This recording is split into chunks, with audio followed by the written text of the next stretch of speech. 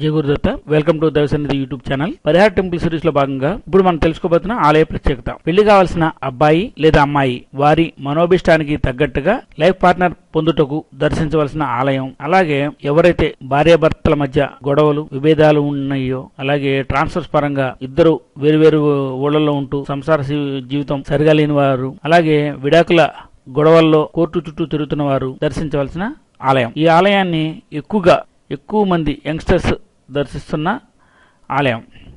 ఈ ఆలయం వచ్చేసరికి శక్తివనేశ్వరర్ ఆలయం లేదా పెరేనాయిగి అమ్మన్ సమేత శివకోజిండీశ్వర్ టెంపుల్. ఇది తిరుశక్తిమూత్రం అనే విలేజ్లో పట్టేశ్వరంకి జస్ట్ ఆపోజిట్ రోడ్లో వాకబుల్ డిస్టెన్స్లో ఉన్నది.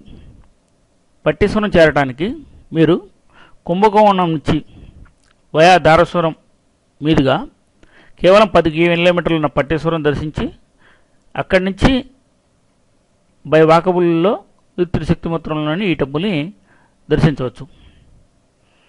ఇక్కడ ఎక్కువగా ఈ టెంపుల్ని చిన్న కోవిల్ అని పిలవడం జరుగుతుంది. ఎవరైనా దర్శించినప్పుడు పట్టేశ్వరం వెళ్ళినప్పుడు తిరుశక్తిమూత్రం టెంపుల్ని అడిగితే ఎవరైనా రెస్పాండ్ అవ్వకపోతే చిన్న కోవిల్ అని అడగండి, మీకు ఈజీగా అడ్రస్ చెప్తారు.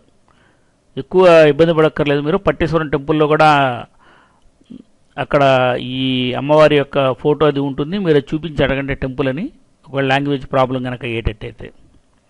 ఇక ఆలయ చరిత్రలోకి వస్తే, ఒకసారి పార్వతీదేవి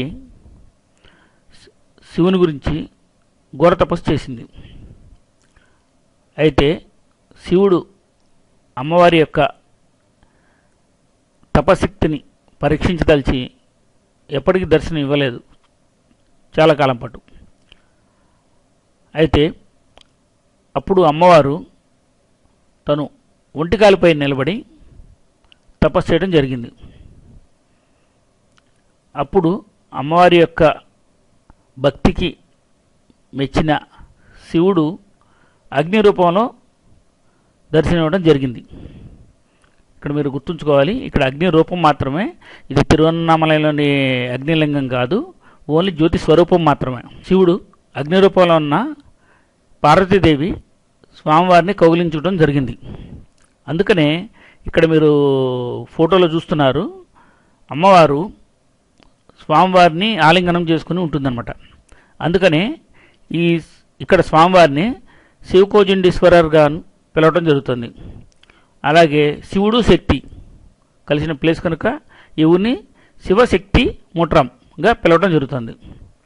ఇందాక మనం ఆల్రెడీ చెప్పుకున్నాం, ఎవరైతే నమ్మకం పెట్టి ఈ స్వామివారిని అమ్మవారిని పూజిస్తారో వారి మనోభిష్టానికి తగ్గట్టుగా వాళ్ళని అర్థం చేసుకునే భార్య లేదా భర్త లభించడం జరుగుతున్నట్లుగా ఇక్కడ పురాణ గాథ. ఇక్కడ మీరు కలిసినప్పుడు గుడివారిని అడిగితే మీకు ఎన్నో సాక్ష్యాల గురించి చెప్పడం జరుగుతుంది. ఇది ఇప్పటివరకు మనం తెలుసుకున్నది పెళ్లి కావాల్సిన వాళ్ళ గురించి. ఇక పెళ్ళి అయ్యి భార్యాభర్తల మధ్య అన్యోన్యత లేకపోయినా, లేకపోతే ఇద్దరు వేరువేరు ప్రదేశాలలో ఉంటూ కలవటానికి ఇబ్బంది పడుతూ దాంపత్య జీవితం సరిగా లేని వాళ్ళు, అలాగే కోర్టు కేసులతో సతమతమవుతున్న వారు, ఇక్కడ ఒక పూజా విధానం ఉంది. ఆ పూజా విధానాన్ని ఆచరించడం వల్ల వారు ఏకమయ్యే ఛాన్సెస్ ఎక్కువ ఉన్నాయి. అదేమిటంటే, సోమవారం నాడు ఇద్దరు ఎవరైతే భార్యాభర్తలు ఉన్నారో అన్యోన్యత లేనివారు, లేదా కుదరని పక్షంలో ఒకళ్ళైనా సరే ఈ ఆలయాన్ని దర్శించి అక్కడ టెంపుల్ని క్లీన్ చేసి స్వామివారికి అభిషేకం చేయడం, మరియు స్వామి మరియు అమ్మవారికి వస్త్రాలను సమర్పించడం చేయవలసి ఉంటుంది. ఇది ఆలయం యొక్క పద్ధతి. కొంతమంది నన్ను అడుగుతున్నారు, మీరు దూరమైన టెంపుల్స్ చెబుతున్నారు, చెన్నైలోవి ఇక్కడ చెప్పట్లేదని. అందుకోసం నేను చెబుతున్నానండి, ప్రతి ఒక్కళ్ళు కుదిరిన పక్షంలో ఆ ఫోటో మీరు ప్రింట్అవుట్ తీసుకొని వాటి ప్రే చేయడం వల్ల కూడా మీకు రిజల్ట్ ఉంటుంది. అయితే అక్కడ దర్శించడం వల్ల ఇంకొంచెం ఎక్కువ రిజల్ట్ ఉంటుంది కనుక ప్రతి ఒక్కళ్ళు అది గుర్తించగలరు. ఇక్కడ స్థల పురాణంకి తగ్గట్టుగా, అలాగే నాడీ శాస్త్రం జ్యోతిష్యం పరంగా ఎంతోమంది జ్యోతిష్యులు వాళ్ళందరూ సజెస్ట్ చేస్తున్న ఆలయాలు మాత్రమే మీకు ఇక్కడ టెంపుల్ సిరీస్లో భాగంగా తెలియజేయడం జరుగుతుంది. ఇక్కడ దగ్గరలో ఉన్న దర్శించవలసిన ఆలయాల గురించి ఇప్పుడు మనం తెలుసుకుందాం. పట్టేశ్వరంలోనే దిగుతారు కాబట్టి, అంటే పట్టేశ్వరంలోనే ఇది ఒక ఏరియా కనుక ముందుగా పట్టేశ్వరం అమ్మవారిని మీరు దర్శించగలరు. ఇక్కడ పట్టేశ్వరంలో దుర్గాదేవి, అంటే మన విజయవాడ కనకదుర్గ ఎట్లాగో అలాగే దుర్గాదేవి వారే ఇక్కడ శాంతరూపంలో ఉంటారు, అంటే నుంచున్న పొజిషన్లో ఉంటారు. ఇక్కడ అమ్మవారికి 108 నిమ్మకాయల మాల ఇవ్వడం అన్నది వస్తుంది. నేను ఇప్పుడు చెప్పబోయే అన్నిటి గురించి కూడా మరలా వివరంగా నేను వీడియోలు పెట్టడం జరుగుతుంది. ఇక్కడ పట్టేశ్వరంలో శాంతరూపమైన దుర్గాదేవిని, అలాగే దారాసురం అంటే యునెస్కో వారు ఇచ్చే గుర్తింపబడిన చారిత్రాత్మక కట్టడాలు అలాగే టెంపుల్ని దర్శిస్తారు. అలాగే తిరుకరగావారు, ఆల్రెడీ దీని మీద నేను వీడియో చేయడం జరిగింది. ఎవరైతే పెళ్లి కావాల్సిన వారు లేకపోతే పెళ్ళయి పిల్లలు పుట్టిన వాళ్ళు, చర్మ సంబంధాల బాధలతో బాధపడుతున్న వారు తిరుకరగావారు గర్భరక్షంగా అమ్మవారిని దర్శించగలరు. ఇక తిరువలాంచూలి ఎక్కడా లేని విధంగా వినాయకుడు అభిషేకానికి నోచుకోకుండా ఓన్లీ గరికతో మాత్రమే పూజ చేసే వినాయకుడు, అంటే అతి చిన్న రూపంలో పాలసముద్రం చిలికినప్పుడు వచ్చిన నురుగుతో ఏర్పడ్డ గణపతి. అందుకని ఇక్కడ స్వామివారికి ఎటువంటి అభిషేకాలు ఉండవు, ఓన్లీ గరికతో మాత్రమే స్వామివారిని పూజించడం జరుగుతుంది. ఈ ఆలయాన్ని కూడా మీరు దర్శిస్తారని భావిస్తాను. ఇంకా దానికి దగ్గరలోనే స్వామిమలై, ఇది అందరికీ తెలిసిందే, సుబ్రహ్మణ్యేశ్వర స్వామివారి క్షేత్రాలలో ఒకటిగా చెప్పబడుతున్నది.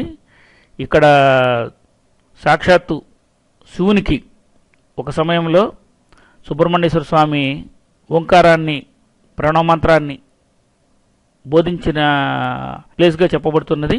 కనుక ఈ ఆలయాన్ని కూడా మీరు దర్శిస్తారని భావిస్తాను. నా ఈ వీడియో మీకు నచ్చిందని భావిస్తున్నాను. అలాగే ఈ వీడియో కనుక నచ్చినట్టయితే తప్పకుండా మీరు మీ ఫ్రెండ్స్కి రిలేటివ్స్కి షేర్ చేయగలరు. నా యొక్క వీడియో అప్డేట్స్ని మీ ఈమెయిల్కి డైరెక్ట్గా రాదలుచుకున్న వారు పైన కనబడుతున్న సబ్స్క్రైబ్ బటన్కి క్లిక్ చేయగలరు. మరొక వీడియోలో కలుద్దాం. Thank you once again.